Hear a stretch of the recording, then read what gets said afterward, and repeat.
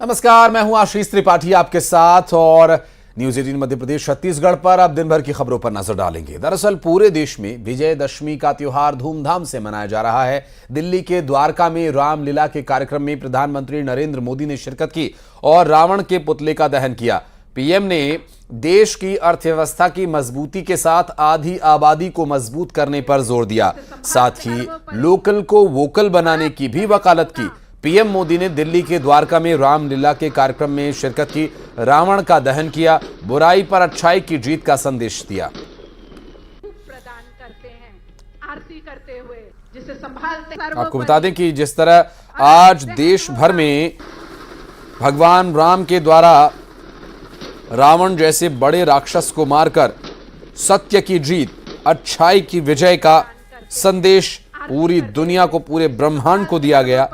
ये परंपरा सनातन धर्म की, इसी तरह का संदेश हर साल विजयदशमी के अवसर पर दिया जाता है और रावण के यानी बुराइयों के पुतले को प्रतीकात्मक रूप से यहां पर दहन किया जाता है। जिसे संभालते सर्वोपरि। जय श्री राम। और तीन और तस्वीरें आपको हम दिखा रहे हैं जहां देश भर में अलग अलग शहरों में अलग अलग जगह पर रावण के पुतले का दहन किया गया। होशियारपुर, पंजाब के होशियारपुर से तस्वीरें हम आपको दिखा रहे हैं जहां पर पंजाब के मुख्यमंत्री भगवंत मान भी नजर आ रहे हैं और पटना के गांधी मैदान में भी रावण दहन हुआ। बिहार की राजधानी पटना के गांधी मैदान में रावण दहन किया गया और काफी संख्या में लोग यहां पर इकट्ठा हुए थे। तो वहीं जम्मू कश्मीर के श्रीनगर में भी रावण दहन किया गया और यहाँ इतने ऊंचाई वाले क्षेत्र में भी काफी संख्या में लोग यहाँ पर पहुंचे हुए थे और रावण दहन कार्यक्रम के दौरान काफी लोग वहां नजर आए और काफी देर तक दशहरे का मेला लोगों ने एंजॉय किया और उसके बाद रावण दहन हुआ। जय श्री राम, जय श्री राम, जय श्री।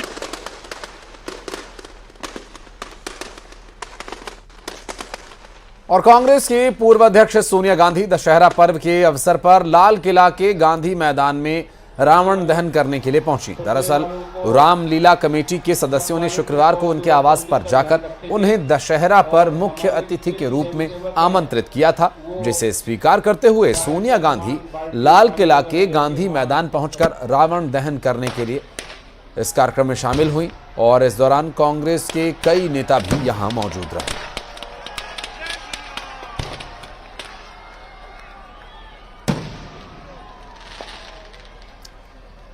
और आज पूरे देश में विजयदशमी का त्योहार धूमधाम से मनाया गया। विजयदशमी पर बुराई के प्रतीक रावण के साथ कुंभकर्ण के पुतले को जलाया जाता है, मेघनाथ के पुतले को जलाया जाता है। छत्तीसगढ़ के कई शहरों में इसके लिए खास इंतजाम किए गए थे। मुख्यमंत्री भूपेश बघेल रायपुर में रावण दहन के कार्यक्रम में शामिल हुए। अधर्म पर धर्म की विजय के त्योहार को लेकर उत्साह देखा गया। बड़ी संख्या में लोग रावण दहन के कार्यक्रम को देखने के लिए पहुंचे। रावण दहन के कार्यक्रम को लेकर सुरक्षा के पुख्ता इंतजाम किए गए थे। राजधानी रायपुर में रावण दहन किया गया। सीएम भूपेश बघेल ने लोगों को विजयदशमी की शुभकामनाएं दी।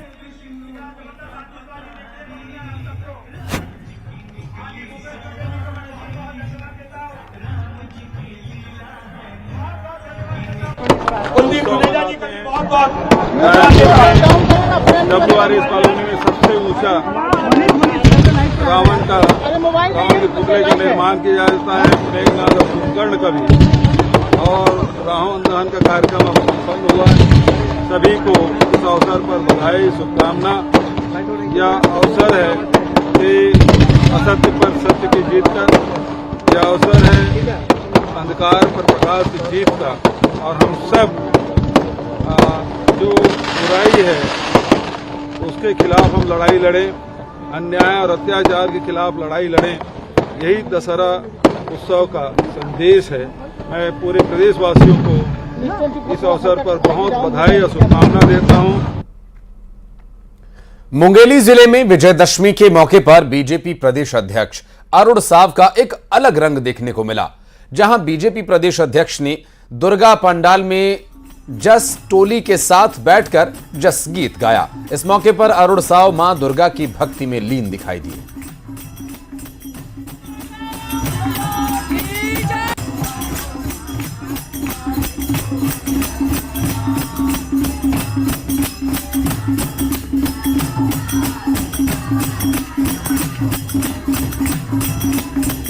भारतीय जनता पार्टी के प्रदेश अध्यक्ष अरुण साव जसगीत टोली के साथ यहां पर न सिर्फ वाद्य यंत्र बजाते नजर आए, मां दुर्गा की भक्ति में लीन नजर आए अरुण साव।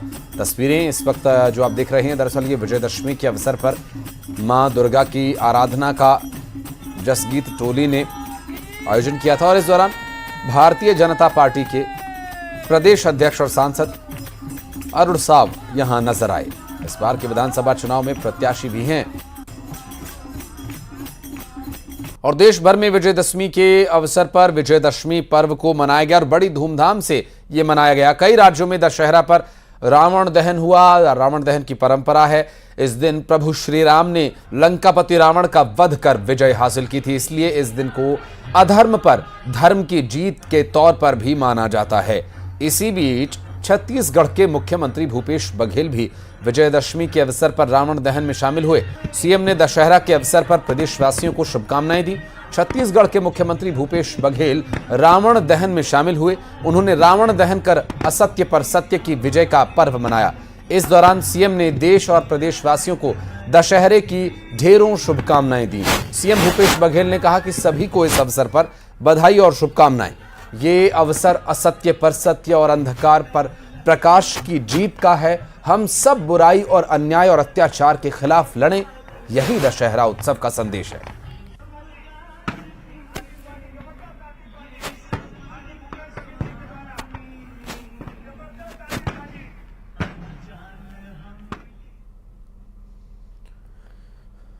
और देश भर में दशहरे का त्योहार बड़े ही धूमधाम के साथ मनाया गया। हिंदू पंचांग के अनुसार हर साल अश्विन माह के शुक्ल पक्ष की दशमी तिथि पर विजयदशमी का त्योहार मनाया जाता है। दशहरा के दिन शस्त्र पूजन की भी परंपरा है। ऐसे में रायपुर एसएसपी प्रशांत अग्रवाल ने दशहरा पर शस्त्र पूजा की और इस दौरान रायपुर पुलिस के वरिष्ठ अफसर कर्मचारी सभी यहां मौजूद रहे। एसएसपी प्रशांत अग्रवाल ने सभी को विजयदशमी की बधाई दी। इसके अलावा छत्तीसगढ़ के कई और जिलों में पुलिस के जवानों ने शस्त्र पूजन किया। बता दें कि विजयदशमी का पर्व बुराई पर अच्छाई की जीत का प्रतीक है। इस दिन भगवान राम ने लंकापति रावण का वध कर अपनी पत्नी सीता को उसके कब्जे से आजाद कराया था और भगवान श्री राम की कुंडली कर्क लग्न और रावण की सिंह लग्न की है। दोनों के लग्न में विद्यमान बृहस्पति दोनों की शक्तिशाली दोनों ही को बनाता है और हालांकि श्री राम का बृहस्पति लग्न में उच्च का है, जो उन्हें विशिष्ट बनाता है।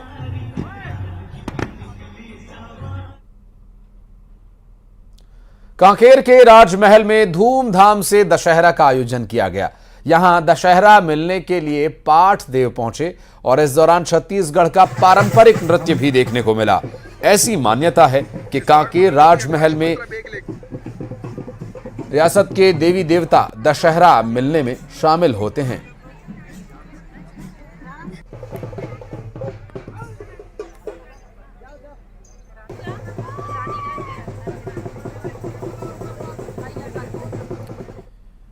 और खबरें अब राजनीतिक जगत से। दरअसल बैतूल में पूर्व डिप्टी कलेक्टर निशा बांगरे चुनाव लड़ने के लिए तैयार हैं। अपने व्हाट्सएप ग्रुप में निशा बांगरे ने एक मैसेज पोस्ट किया और लिखा, मैं चुनाव लड़ूंगी, बुधवार, गुरुवार या शुक्रवार को नामांकन दाखिल करूंगी। निशा बांगरे के ऐलान से हड़कंप मचा हुआ है। दरअसल निशा बांगरे के चुनाव लड़ने से कांग्रेस को बड़ा नुकसान हो सकता है।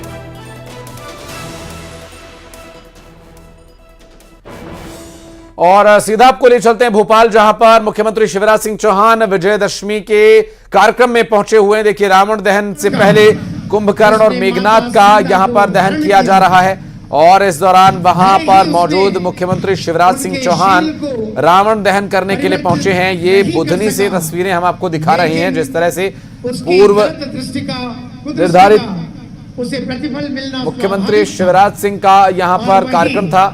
विजयदशमी के अवसर पर उन्हें रावण के पुतले का दहन करने के लिए यहां पर आना है और वे आ चुके हैं। तस्वीरें इस वक्त हम आपको दिखा रही हैं। आज दिन भर जिस तरह से रावण दहन का शाम से ही कार्यक्रम शुरू हुआ और ये मुख्यमंत्री शिवराज सिंह चौहान पहुंचे थे। यहां उस वक्त की तस्वीर अभी हम आपको दिखा रहे हैं। अच्छाई पर हमेशा बुराई का पलड़ा हल्का ही रहता है, जबकि अच्छाई कुछ समय के लिए परेशान हो सकती है, पुरुषोत्तम भगवान श्री राम सत्य परेशान हो सकता है, पराजित नहीं। देश भर में विजयदशमी की धूम देखने को मिल रही है। मुख्यमंत्री शिवराज सिंह चौहान, विश्वास सारंग और बीजेपी के कई अन्य नेता भी उनके साथ वहां पर मौजूद हैं और यहां पर रावण दहन हो चुका है। पहले मेघनाथ, फिर कुंभकर्ण और उसके बाद रावण का दहन किया गया। तस्वीरें जो आप देख रहे हैं दरअसल भोपाल से हम आपको दिखा रहे हैं और भोपाल में एक विजयदशमी के रावण दहन कार्यक्रम में मुख्यमंत्री शिवराज सिंह चौहान पहुंचे थे।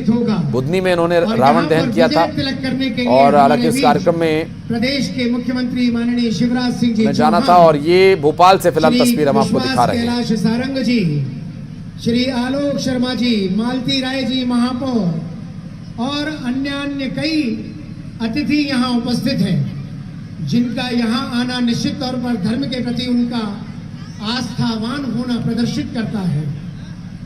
ये तस्वीरें जो आप देख रहे हैं मुख्यमंत्री शिवराज सिंह चौहान, उनके कैबिनेट के कुछ सहयोगी और बीजेपी के कुछ नेता इस वक्त यहाँ मौजूद है। विजयदशमी कार्यक्रम में शिरकत करने पहुंचे हैं और चूंकि अभी कुर्सियों पर खड़े विजयदशमी का जो पर्व है, उतर जाइए सब कुर्सियों से, यहाँ पर अपनी सुरक्षा का ध्यान रखिएगा।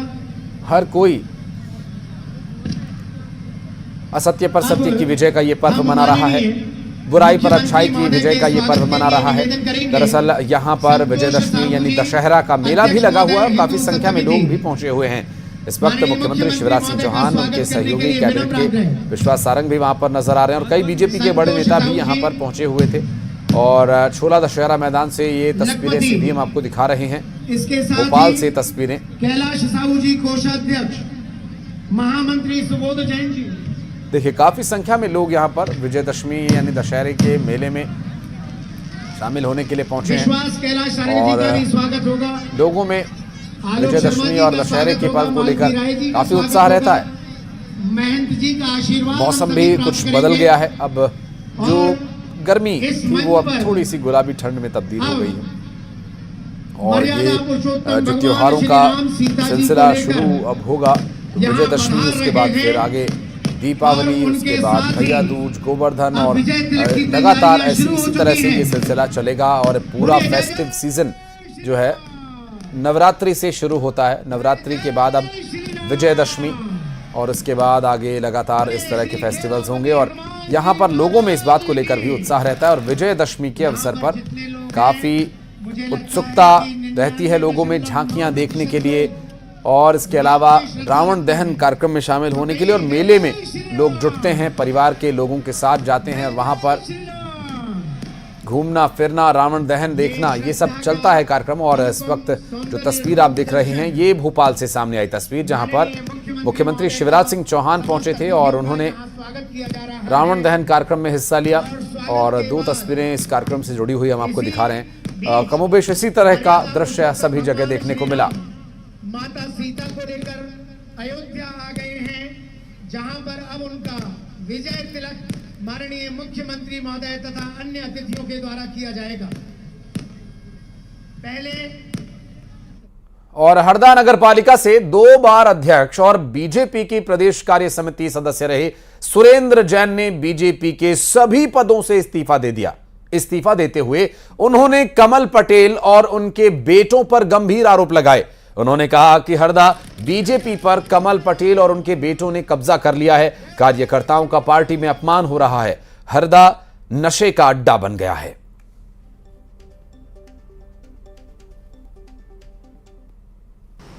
इसलिए आज मैं बड़े ही दुखी मन से, बड़ी पीड़ा के साथ इस पार्टी के लिए अपनी जान की बाजी लगा दी।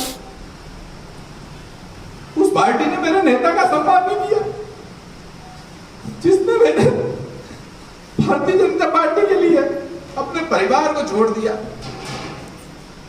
उस पार्टी के नेता का पत्थर आज कार्यालय के अंदर पड़ा हुआ है।